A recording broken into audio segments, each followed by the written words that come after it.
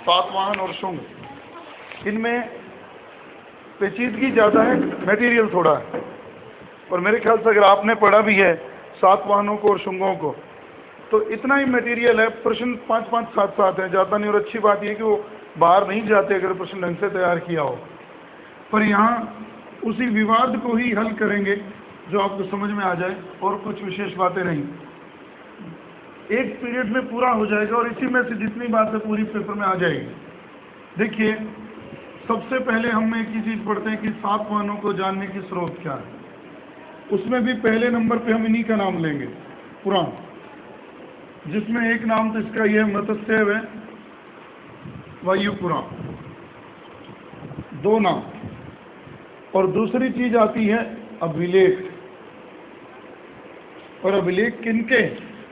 Specially सातवाहनों के।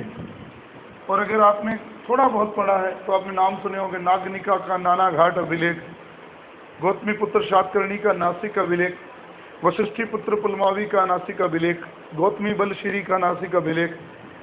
देखो ये कैसे समझ आएंगे। पहले तो सातवाहन शब्द के बारे में आपको जानने से पहले एक बेसिक सी जानकारी हो कि ये जो चीज हम पढ़ रहे हैं वो ये, इस एरिए को पहले अलग करो, जिसको आप कहते हैं उत्तरापथ, इतना तो जानते हैं वैसे। और इसको हम कहते हैं, और इसको कहते हैं सुदूर दक्षिण। ये जो एरिया है ये यहाँ तक, ये लगभग सारा, और ये भी उड़ीसा, ये सारा एरिया किनके हाथ में था? सातवाहनों के। और एक बात और, जब मौर्य साम्राज्य का पतन हुआ तो यहाँ पर कौन आ गए? शुंग। शुंगों के लगभग समकालीन हैं आगे चलकर बराबर। तो उत्तर में तो शुंग, उत्तर पश्चिम में कुषाण, पश्चिम में शक, और यहाँ दक्षिणापथ में सातवाहन। ये हम पढ़ रहे हैं। और इसी तरह जैसे गुप्त काल को पढ़ा, एक नाम, पहले तो मैं पुराणों का आधार दूं। पुराण भी उसी समय रचे गए, ये भी याद रखना। जिस समय सातवाहन वंश दुनिया में मौजूद था उस समय पुराणों की रचना भी हो रही थी। आप क्या पढ़ते हो? गुप्त काल में पुराणों को पूरा किया गया, रामायण और महाभारत को पूरा किया गया। पढ़ते हैं ना कि गुप्त काल में रामायण और महाभारत और पुराणों का लेखन जो है पूरा किया गया। लिखने वो बहुत पहले शुरू हुए। तो पुराण सातवाहनों के काल में भी रचे जा रहे थे। और पुराणों ने लिखा है, शुंगों की बची खुची शक्ति को नष्ट करके सिमुक एक नए वंश की नींव रखेगा। दोबारा, शुंगों की बची खुची शक्ति को नष्ट करके जो सिमुक है, सिंधुक है, वो एक नए वंश की नींव रखेगा। और उस पर आगे तो मैं और चर्चा करूंगा। नया वंश क्या है? सातवाहन नहीं लिखा हुआ। वो नया वंश है आंध्र जातीय वंश, आंध्र भृत्य वंश। उस पर बात फिर करेंगे। इन्हीं शब्दों में फिर है। तो पुराण कहते हैं शुंगों की अवशिष्ट शक्ति। शुंगों की अवशिष्ट शक्ति क्या है? जो आपके सिलेबस में एक बात नहीं है, उसको गौर कीजिए। अगर आप क्रम से पढ़ो तो पहले तो आता है मगध पर मौर्य, मौर्यों के बाद आता है शुंग, शुंगों के बाद ये आते हैं कण्व।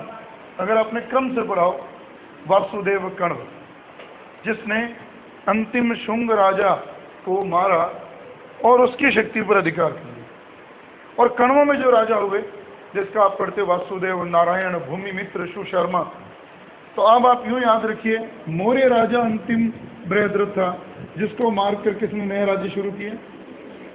और इनका अंतिम देवभूति, जिसको किसने मारा? वासुदेव कण्व ने। और गौर करो, मौर्य दरबार में शुंगों में पुष्यमित्र शुंग क्या था? सेनापति, काम करता था, उसी ने नष्ट कर दिया। शुंगों के काल में देवभूति एक अमात्य था, तो देवभूति राजा था, और अमात्य कौन था? वासुदेव। उसने शुंगों को खत्म कर दिया। और वासुदेव कण्व के राज्य को खत्म करने का काम किसने कर दिया? सातवाहनों ने। और वो राजा है सिमुक। एक प्रश्न तो यहाँ, पहली बात, अगर पेपर में पूछा जाए सातवाहन वंश का संस्थापक कौन है, आदि पुरुष कौन है, तो सिमुक, सिंधुक, ये 2 नाम याद रखना। और इस बात का आधार बनाया हमने, पुराणों का आधार बनाकर ये बात कही। अब एक विवाद, सातवाहन कौन थे? ये विवाद वैसे पढ़ने का तो नहीं, लेकिन फिर भी हमें इसको जरूर ही पढ़ना है, इसके बिना प्रश्न क्लियर नहीं होगा। पुराण इन लोगों को, सातवाहनों को, ये नाम देते हैं आंध्र भृत्य। बहुत बड़े शब्द हैं, सीधे सीधे प्रश्न हैं। पुराण सातवाहनों को आंध्र भृत्य कहते हैं, और इसी वजह से बहुत से विद्वान इनको शूद्र मानते हैं। क्यों? पुराण लिखते हैं कि ये जो सिमुख है, ये क्या है? आंध्र भृत्य है, और आंध्र का मतलब होता है पुराणों के अनुसार शुद्र। तो इस हिसाब से तो सातवाहन क्या हो गए? शूद्र हो गए। लेकिन बहुत से विद्वान, बहुत से क्या, ये क्लियर है बात, ये शूद्र नहीं है। क्यों शूद्र नहीं है?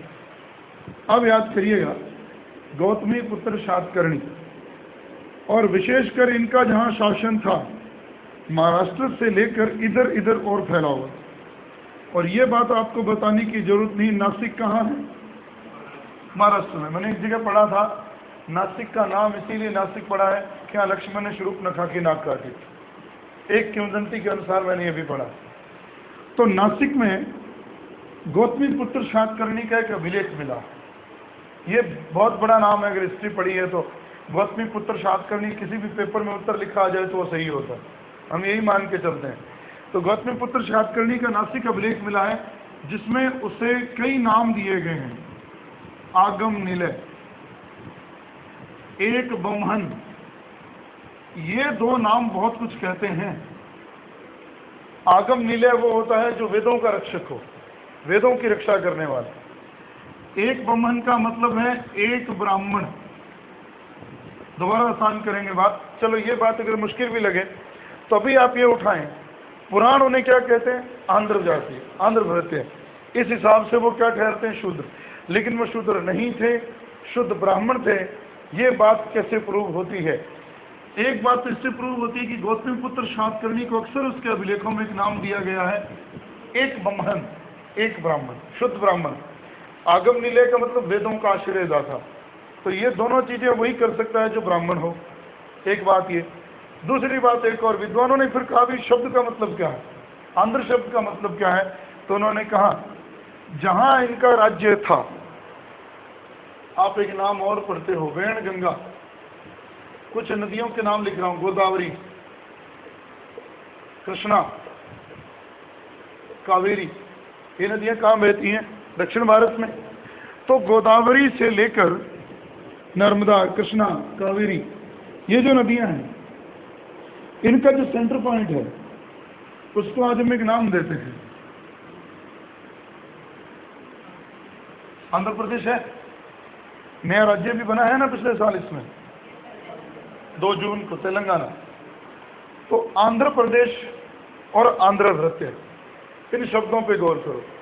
आज के विद्वान कहते हैं कि इनको पुराण आंध्र भृत्य इसलिए कहते हैं कि राजा शूद्र नहीं है, आंध्र जातीय नहीं है, आंध्र प्रदेश में बसे हैं सबसे पहले, इसलिए ये जो संज्ञा है स्थान की संज्ञा है, ना कि जाति की संज्ञा है। इसलिए आंध्र देश में रहने के कारण आंध्र जातीय कहलाए, ना कि शूद्र होने के कारण आंध्र कहलाए।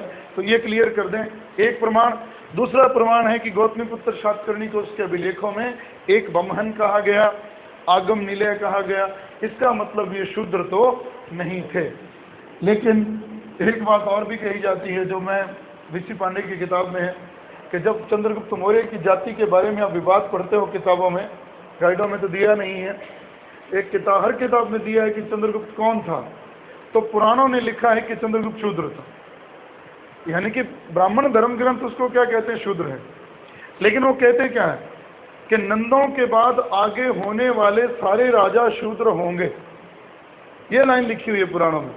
तो फिर जब उसकी जाति तय करते हैं तो वहां भी लिखा मिलता है कि हम ये अच्छी तरह जानते हैं कि नंदों के बाद आने वाले सारे राज्य शूद्र नहीं थे।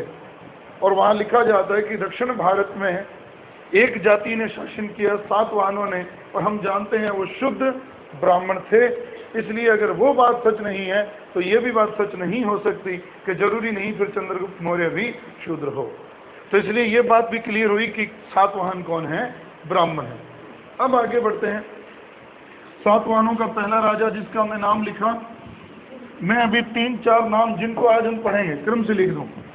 सबसे पहला नाम है सिमुक, दूसरे का नाम है कान्ह या कृष्ण, तीसरे का नाम है शातकर्णी प्रथम।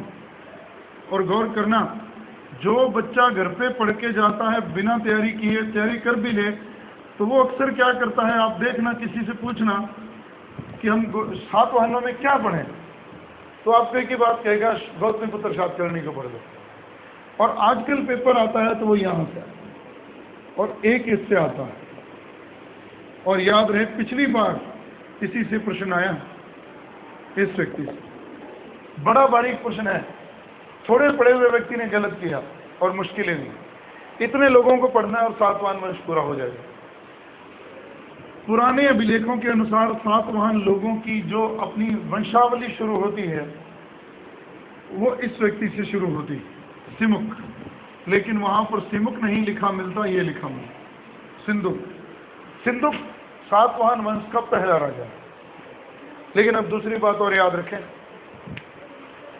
सिमुक मरा, गद्दी पर बैठा कान्हा। कान्हा सिमुक का बेटा है। लेकिन ये दो प्रारंभिक शासक हैं जो सामान्य हैं, बड़े शासक नहीं हैं। कान्हा मर गया, उसका भाई गद्दी पर बैठा, यानी कि ये भी सिमुक का बेटा है, शातकर्णी प्रथम।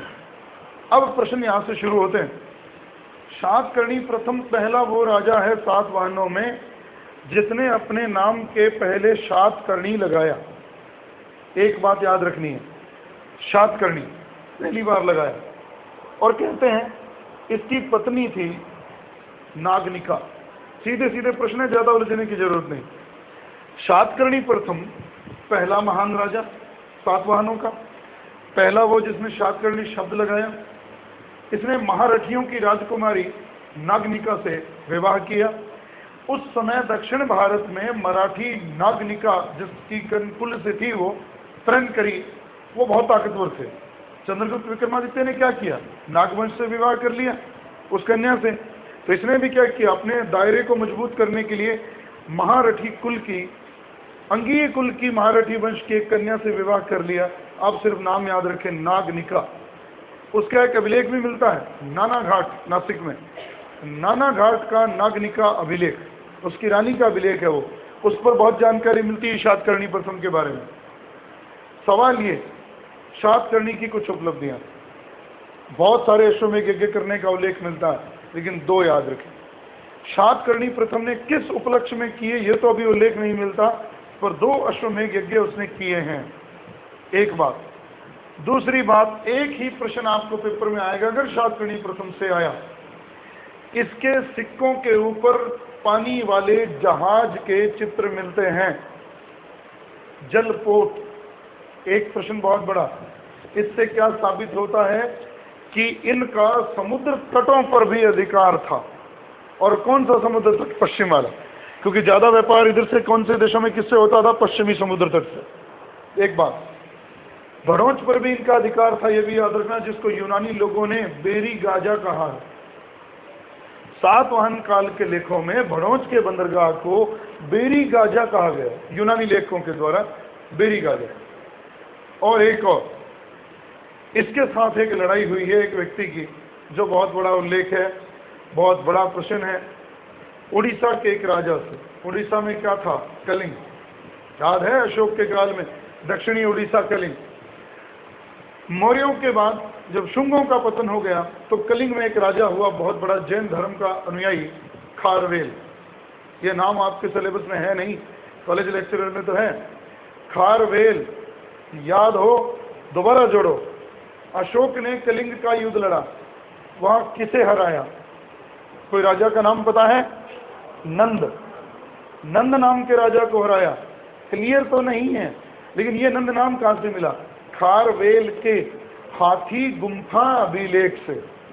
ये बहुत बड़ा प्रश्न, सीधे याद रख लेना। कलिंग का राजा खारवेल, उस वंश का एक अभिलेख मिला है, हाथी गुम्फा अभिलेख।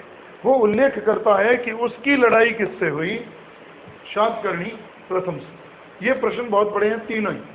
नागनिका रानी किसकी, शातकर्णी। 2 अश्वमेध यज्ञ किसने किए, शातकर्णी। शातकर्णी की उपाधि धारण करने वाला पहला व्यक्ति शातकर्णी प्रथम है। और कलिंगराज खारवेल के साथ इसकी लड़ाई हुई, लेकिन गड़बड़ यह है, कलिंगराज खारवेल अपनी विजय का उल्लेख करता है, जबकि पुराण उल्लेख करते हैं, उनके लेख अभिलेख उल्लेख करते हैं कि शातकर्णी ने खारवेल को भगा दिया, पराजित कर दिया, और शायद इसी उपलक्ष्य में उसने एक अश्वमेध यज्ञ किया, ये इतना माना जाता। लेकिन अब गड़बड़ हो गई। शातकर्णी जैसे ही मर गया, अभी मैंने तिथि किसी की नहीं लिखी है, भी तो नहीं। अब एक बहुत बड़ी उलझन है, ये समझ लोगे तो खेल खत्म। शातकर्णी प्रथम मर गया, ये कितवां राजा है इनका, और अब इसे पढ़ते हो तो ये कितवां है, ये है गड़बड़। यानी कि आगे आने वाले 100 साल का इतिहास सातवाहन काल का अंधकार युग कहलाता है। और एक बार ये प्रश्न भी आया, किन दो राजाओं के बीच का काल अंधकार युग कहलाता है? शातकर्णी प्रथम से लेकर गौतमीपुत्र शातकर्णी। और ये भी पूछा जाता है कि सबसे महान कौन है, ये है, कितवां है, 23वां है। इसका टाइम मिलता है, इसने 106 से 130 ईस्वी तक शासन किया, ये याद रखना है, ये तिथि मिलती है। अब इसके साथ बात जोड़ो, बहुत कुछ क्लियर साथ ही कर देंगे। गौतमीपुत्र शातकर्णी गद्दी पर बैठा, एक बड़ा प्रश्न और दे रहा हूं, उससे पहले हम किसे पढ़ रहे हैं, कितने साल का गैप, 100 साल के करीब। फिर भी पुरानी अनुश्रुतियों में 3 राजाओं का नाम मिलता है जो 100 साल के बीच में कभी हुए, ये बहुत बड़ा प्रश्न है। और ये पेपर में अगर यूं आ गया तो आप सही कर सकते हो कि शातकर्णी प्रथम और गौतमीपुत्र शातकर्णी के बीच में, या फिर अंधकार युग जो कहलाता है सातवाहनों का, उसके काल के राजाओं में से निम्नलिखित में से एक नहीं है, तो फिर उलझ जाएगा काम। एक रात तो सबको याद रहता है, तो ये नाम याद रखना, आपीलक, कुंतल, और एक नाम और है हॉल। ये बहुत बड़ा नाम है, बहुत बड़े नाम है, और अब बहुत बड़े प्रश्न यहीं से, और मैं मानता हूं सातवाहनों से जो प्रश्न आएंगे यहीं से। अगर कहा जाता है युद्ध में जहां सबसे ज्यादा महान ये था, तो शांति के क्षेत्र में सबसे ज्यादा महान कौन था, ये नाम हेजिटेट जाता है पेपर में। युद्ध के क्षेत्र का सबसे महान राजा शातकर्णी प्रथम था, तो फिर शांति और कला के क्षेत्र में सबसे महान हॉल था। कैसे? हॉल ने एक किताब लिखी थी, गाथा सप्तशती, बहुत ही बड़ा प्रश्न है ये। हाँ जी, हाँ, ये उल्लेख ही मिलता है, हुए नहीं हुए पता नहीं। अनुश्रुतियां 3 का उल्लेख करती हैं जो ऑथेंटिक है कि ये 3 तो हुए, उसमें इसका तो क्लियर है, इनका भी पता नहीं है लेकिन ये क्लियर है, क्योंकि ये इनका जिक्र आता है ना किताबों के रूप में। सवाल यहाँ भी नहीं, पेपर में और डेप्थ में जाएगा। गाथा सप्तशती एक मुक्तक काव्य है, किसने लिखा है, हॉल ने। पेपर में और पीछे जाए, किस भाषा में लिखा है, तो ध्यान रखना पैशाची प्राकृत, इससे नीचे नहीं जाएगा, इतना ही ज्ञान है हमारे पास। तो ये ध्यान रखें, शांति के क्षेत्र का सबसे महान राजा सातवाहनों का हाल। 2 और हुए, अपीलक, कुंतल और हाल। ये सिर्फ प्रूव है कि इनके बीच में हुए हैं। ये सबसे महान है उन तीनों में से, बीच के लोगों में से। गाथा सप्तशती, सप्तशती का मतलब क्या? सप्त मैंने 7, शती मैंने 100 श्लोकों का संग्रह, 700 श्लोकों का संग्रह है। गाथा कहानी, कौन सी भाषा में, मूल तो प्राकृत है, लेकिन कौन सी प्राकृत है, पैशाची। क्या होती है भाई पता नहीं, पर ये जरूर एक तो ये तो इसने खुद लिखा, जैसे पढ़ते ना बीसल देव ने हरि के लिए लिखा। इसके दरबार में 2 लोग और भी हैं, और ये बड़ा प्रश्न है। इस पुस्तक का लेखक, वृहत कथा का लेखक है गुणाढ़। सातवाहनों में यही प्रश्न है, और कोई कहानी सुनाने की जरूरत नहीं। और एक किताब का नाम है ये कातंत्र, के लेखक हैं शर्ववर्मन। ये किसके दरबार से संबंधित हैं, हॉल। मैं कहता हूं अगर सातवाहनों से हर बार यही प्रश्न आता है, पिछली बार चूक हो गई, वो नहीं आया, और हो सकता है इस बार ना आए, पर आया तो ये आपके सामने पड़ा होगा, इसे रट लेना। दोबारा बोलता हूँ, रुकिए, अभी तक की कहानी दोबारा। पुराणों के अनुसार शुंगों की बची खुची अवशिष्ट शक्ति का अंत करेगा सिमुक। गुप्तों, सातवाहनों का पहला राजा सिमुक हुए कहाँ? दक्षिणापथ में। और इनकी राजधानी के अंदर एक बहुत बड़ा नगर था, प्रतिष्ठान, वो भी महाराष्ट्र में पड़ता है, आज इसे पैठन कहते हैं, व्यापार की बड़ी नगरी।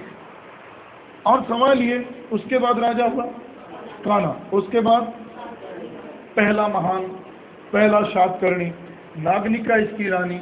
इसकी जानकारी का स्रोत नागनिका का नाना घाट अभिलेख, नासिक, 2 अश्वमेध यज्ञ किए, खारवेल को हराया, चेरी वंश के खारवेल को हराया। इसका उल्लेख खारवेल के हाथी गुम्फा से तो नहीं मिलता, लेकिन खारवेल कहाँ का राजा है? कलिंग का। और वो किस धर्म को मानने वाला है? जैन धर्म को। वो अपनी विजय बताता है, ये अपनी विजय बताता है, और संभवतः इसने उसको हराने के बाद एक अश्वमेध यज्ञ किया। 100 साल का अंधकार युग, 1 सदी का अंधकार युग, उसमें केवल 3 राजाओं का उल्लेख मिलता है। और एक बात और याद रखना, पुराणों में सातवाहनों के 30 राजाओं की लाइन मिलती है, 30 राजा हुए, जिसमें ये 3 मिलते हैं उस अंधकार युग में, अपीलक, कुंतल और हौर। युद्ध के क्षेत्र में जहाँ शातकर्णी महान था, शांति के क्षेत्र में हौल सबसे महान था। खुद की रचना है गाथा सप्तशती, पैशाची प्राकृत। उसके दरबार में 2 लोग थे, कातंत्र और शर्ववर्मन। गुणाढ़ ने लिखा बृहत कथा और शर्ववर्मन लिखा कातंत्र ने, कातंत्र लिखा शर्ववर्मन ने। ये 2 लोग हैं, गुणाढ़ और शर्ववर्मन, और उनकी किताबें हैं बृहत कथा और। लेकिन ध्यान रखना, अगर बृहत कथा के आगे मंजरी लिख दोगे तो क्षेमेंद्र हो जाएगा, ये भी गड़बड़ है। अगर बृहत कथा मंजरी लिख दोगे तो क्षेमेंद्र हो जाएगा, फिर वो गुणाढ़ नहीं रहेगा। तो ये उम्मीद है यहाँ से आपको प्रश्न आएगा बिल्कुल, अगर सातवाहनों से आया। और अगला प्रश्न ये बनता है, अब बड़ा नाम किसका है? गौतमीपुत्र शातकर्णी। गौर कीजिएगा, अब आगे की बात बता चुका हूँ। गौतमीपुत्र शातकर्णी गद्दी पर कब बैठा? मैंने विवाद नहीं बताया, ये बड़ा विवाद है, क्या वो 106 में था कि नहीं, पर उत्तर क्लियर हो जाता है। जब इसको 17 साल हो गए गद्दी पर बैठे हुए, और 18वें वर्ष उसने कब भला? 124 ईस्वी में एक शक राजा को पराजित किया। ये आपके लिए और बड़ा प्रश्न। गौतमीपुत्र शातकर्णी को एक उपाधि दी जाती है, खत्तीय, दप, मान, मदनस। मैं लिख रहा हूं, ये थोड़ा ध्यान से सुनना। खत्तीय, दप, मान, मदनस, क्षत्रियों के दर्प को चूर करने वाला, क्षत्रियों के अहंकार को मारने वाला। और एक नाम और, शकाधिपति। और इनसे एक बात पता चलती है कि इसने किनको पराजित किया? शकों को। शकों का ठिकाना आप जानते हो, बहुत बार हमने चर्चा की है। लेकिन इस समय जो शक राजा गौतमीपुत्र शातकर्णी का समकालीन था, वो ये था, नेहपान। और अभी मैंने कहा था कि भड़ौच, बेरी गाजा, एक बहुत बड़ा बंदरगाह था जो किनके अधिकार में था? सातवाहनों के। वो कैसे आया? किनको हरा कर आया? शकों को। अपने शासनकाल के 18वें वर्ष नेहपान को पराजित किया गौतमीपुत्र शातकर्णी ने। बड़े प्रश्न दूंगा यहाँ से। ये हार गया। इसका दामाद जो इसका सेनापति था वो भी हार गया। बड़े प्रश्न यही हैं पेपर में आने के लिए। नेहपान हारा, उसका दामाद, उसका सेनापति भी था, उषा बदार, दोनों हार गए। ये पता कैसे चला कि नेहपान गौतमीपुत्र से हार? नासिक में एक जगह है, ये बहुत बड़ा प्रश्न है, जोगलथंबी, वहां से 13,205 मुद्राएं मिली हैं। और उन मुद्राओं में बहुत सारी मुद्राओं के एक तरफ किसका नाम है? नेहपान का, और दूसरी तरफ किसका नाम है? और एक प्रश्न कैसे आता है पेपर में सातवाहनों से संबंधित सबसे बड़ा मुद्रा संग्रहालय, मुद्राओं का कोष संग्रह कहाँ से मिला है? जोगलथम्बी से मिला, जो कौन से जिले में? नासिक जिले में। और वो क्या प्रूव करता है कि एक तरफ तो सिक्के पर नहपान का नाम है, दूसरी तरफ गौतमीपुत्र सातकर्णी का नाम है, और इससे पता चलता है कि इस पूरे प्रदेश में सिक्के पाए गए। इसका मतलब शकों को पराजित करने वाला कौन है? गौतमीपुत्र सातकर्णी। और उसको किसको हराया है? नहपान को। कब हराया है? 18वें वर्ष। इस 18वें वर्ष 124 ईस्वी का अंतिम अभिलेख मिलता है नहपान का। उसके बाद कोई अभिलेख हमें नहपान का नहीं मिलता। इसका मतलब इसके बाद वो हार गया और उसके प्रदेश पर किसका अधिकार हो गया? गौतमीपुत्र सातकर्णी का, सातवाहनों का। ध्यान रखना, एक नंबर पे ये प्रश्न, दूसरे नंबर पे ये जोगलथम्बी मुद्रा भांड, और जो ये बंदा रह गया, बड़ा प्रश्न देके जाएगा। दो नाम लिख रहा हूं, और मैंने अपने जब पीछे पढ़ाया था सातवाहन, तब भी इन पर मैंने बहुत जोर दिया था। और ये रट्टा मार लेना, इसके अलावा कुछ भी नहीं आएगा इन दो चैप्टर से। जरा गौर करना। एक तो एक गांव का नाम है अजकालिकीय, और एक गांव का नाम है करजक। बहुत बड़े प्रश्न। ये क्या है? ये भी प्रूव करते हैं कि गौतमीपुत्र सातकर्णी ने शकों को हराया है। कैसे? ये जो करजक गांव था और जो अजकालिकीय गांव है, ये दोनों गांव गौतमीपुत्र सातकर्णी ने बौद्ध संघों को दान दिए हैं। ये दोनों गांव, अजकालिकीय गांव जो दिया गया गौतमीपुत्र सातकर्णी के द्वारा, ये आपके लिए प्रश्न है। करजक, करजक गांव उसने कार्ले के भिक्षु संघ को दान दिया। ये लाइन रटनी है। कार्ले कहाँ? नासिक में जिला है, पुणे जिले में पड़ता है कार्ले। सवाल यार दोबारा समझो। जब उसने नहपान को पराजित कर दिया, उस खुशी में दक्षिण भारत के बौद्ध संघों को दो गांव दान में दिए। उन दो गांवों का नाम अजकालिकी और करजक। करजक गांव जो उसने कार्ले के भिक्षु संघ को, कार्ले जगह का नाम है, वहां जो संघ था उसको दान दिया। वो करजक जो गांव था पहले किसके अंडर में था? उषावदास। और इसने भी उनको दान दे रखा, कार्ले के भिक्षु संघ को। इसने उषावदास को हराया, उनसे वापस लिया, फिर उनको दे दिया। यानी कि एक प्रश्न और बना, गौतमीपुत्र सातकर्णी के काल में ऐसा कौन सा गांव था जो दो बार भिक्षु संघ को दिया गया? वो करजक है।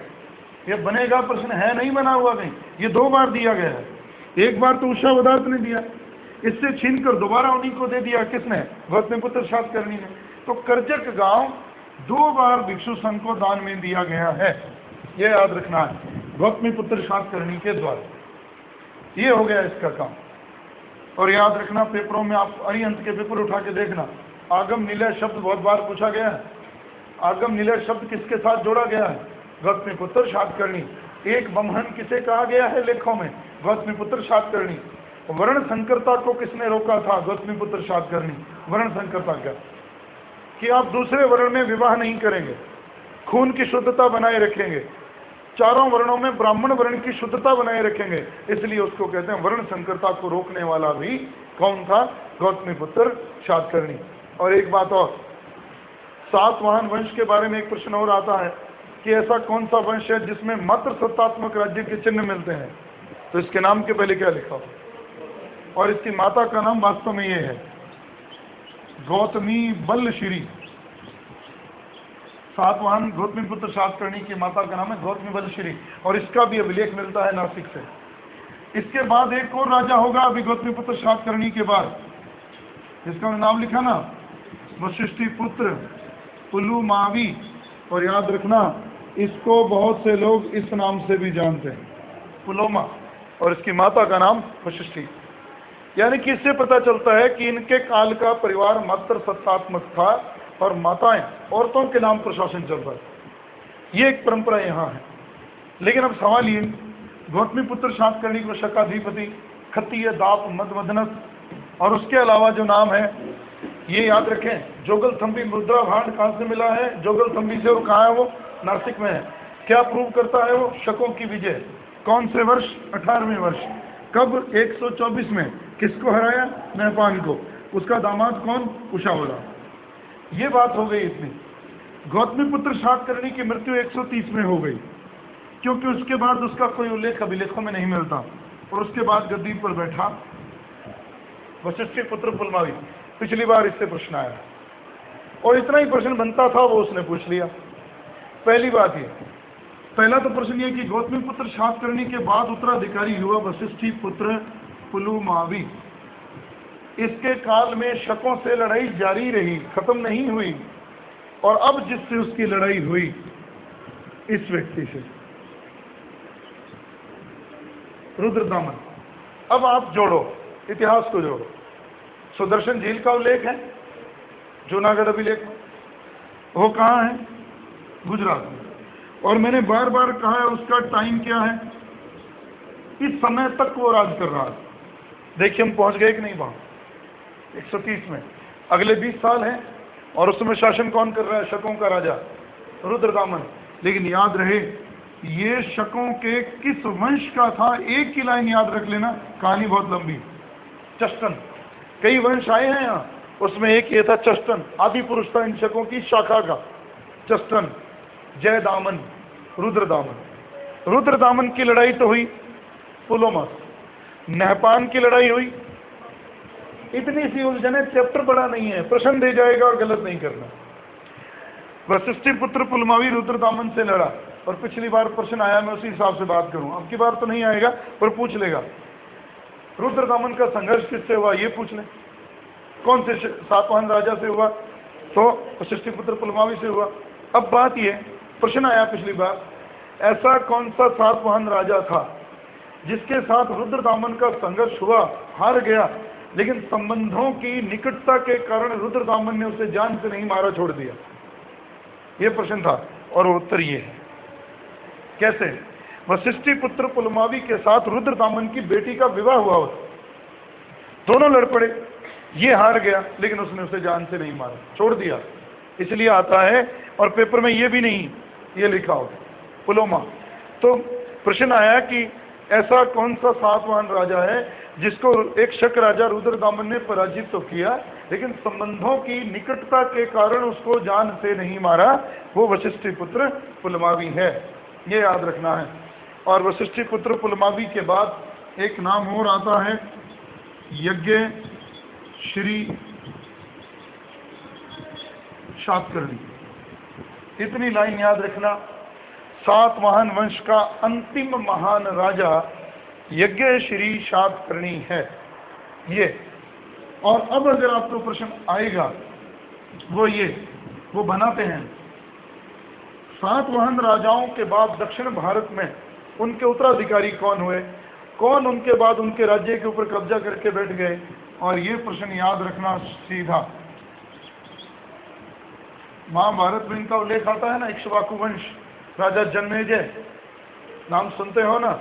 यानी कि सातवाहनों के बाद दक्षिण भारत में जिन्होंने अधिकार कर लिया इक्ष्वाकु वंश ने, और जहां इनका ठिकाना था नागार्जुनी कोंडा,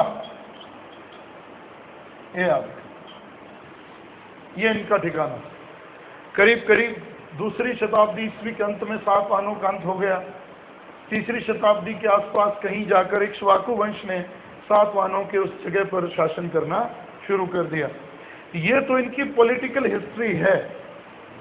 अब दो लाइनों में इनकी कला से प्रश्न पेपर में आ जाएं तो, और बहुत जरूरी प्रश्न है, ज्यादा नहीं, उलझना नहीं, और बहुत कुछ आपको याद भी है। एक तो अजंता की गुफाएं याद है? अजंता की गुफाओं में 9वीं और 10वीं गुफा सातवाहन वंश की। अब एक नई बात, इन सारी गुफाओं में 1 से लेकर 29 में जिनमें चित्र बाकी हैं, कितनी है? सारी 6। उनमें सबसे पुरानी ये है। वैसे तो हम 2 पढ़ते हैं, 9वीं और 10वीं। काल पढ़े तो 9वीं और 10वीं, 9वीं और 10वीं से भी कह दो, और 6 जिनमें चित्र, सबसे पुरानी कौन सी है? 10वीं है। और 10वीं गुफा क्या है? 9, 10, 19, 26 यही पढ़ते हैं ना।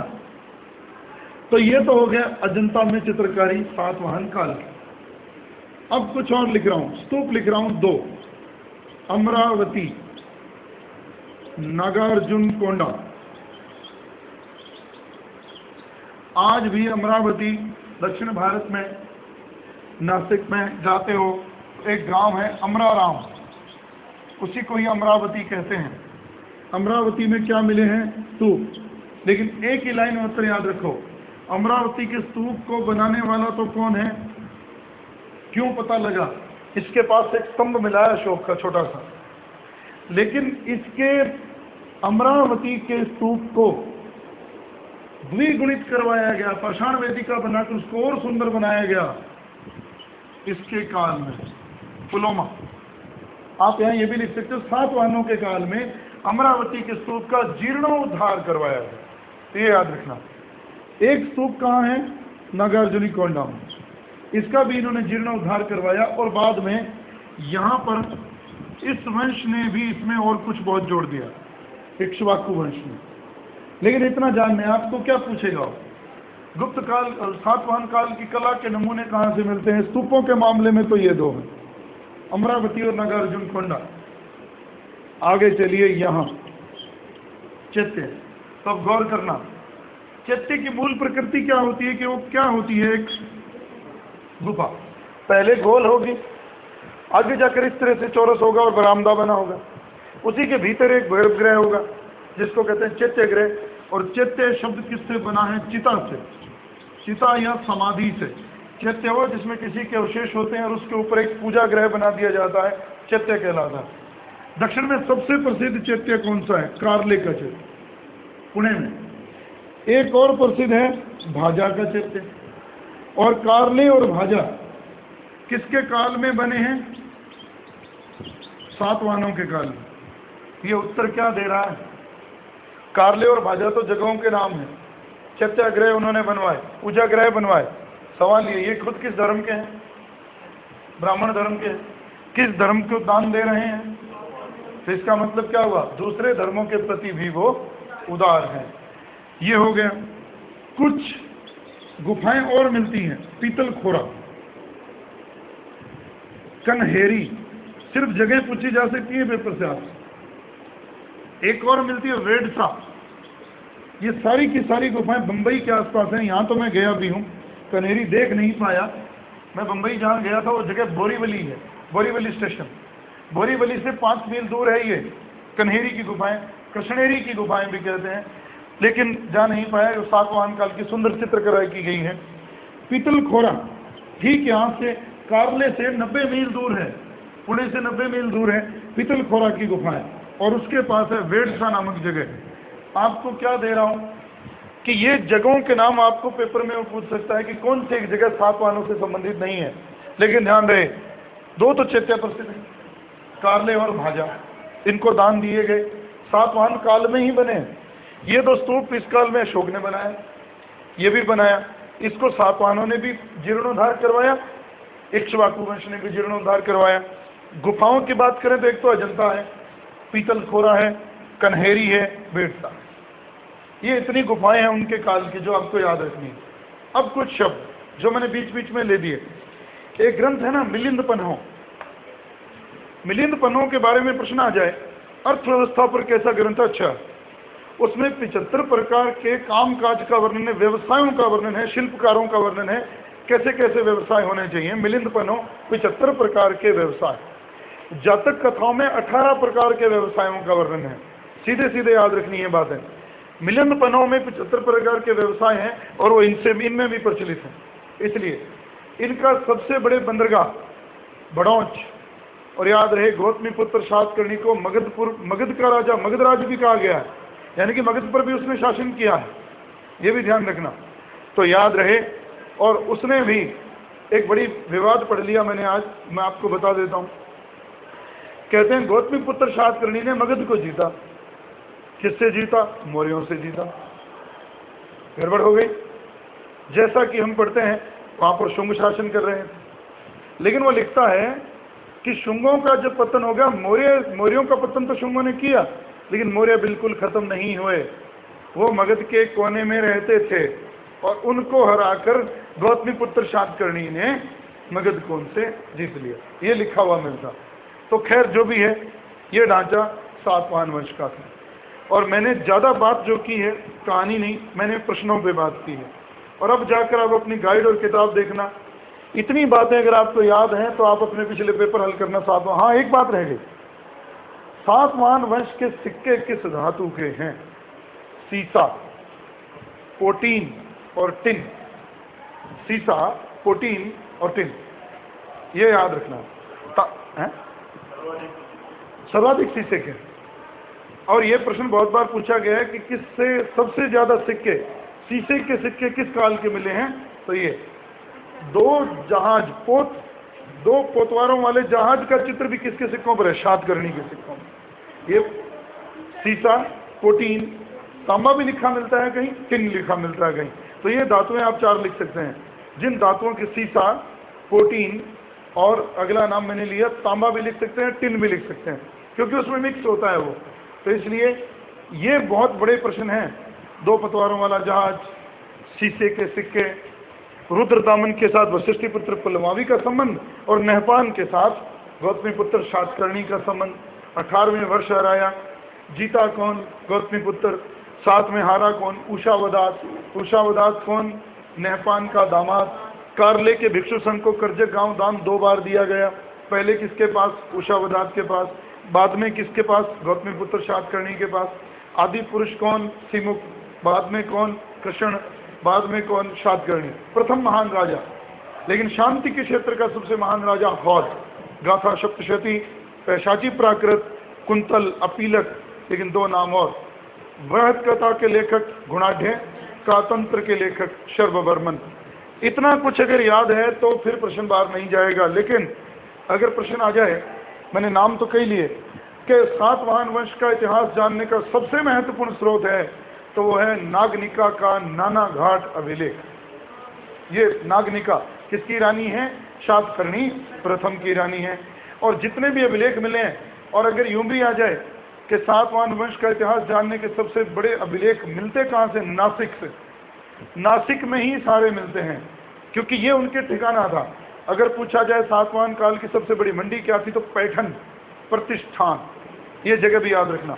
सबसे बड़ा बंदरगाह जिसका वो प्रयोग करते थे तो भड़ौच, लेकिन याद रहे ताम्रलिप्ति कहाँ है? पूर्व में। उस तट का प्रयोग भी उन्होंने किया है।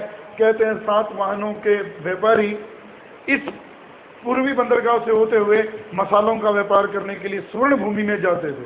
स्वर्ण भूमि का मतलब जावा, सुमात्रा, बाली, बोर्नो।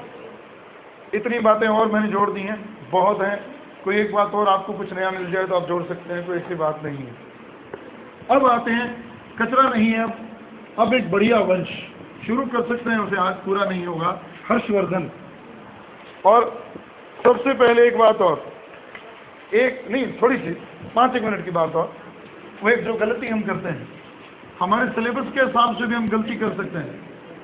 हम ये कहते हैं, उस वंश का नाम लिखा हुआ सिलेबस में वर्धन वंश, लेकिन अगर पेपर में आ जाए हर्षवर्धन किस वंश का था, तो वर्धन नहीं है।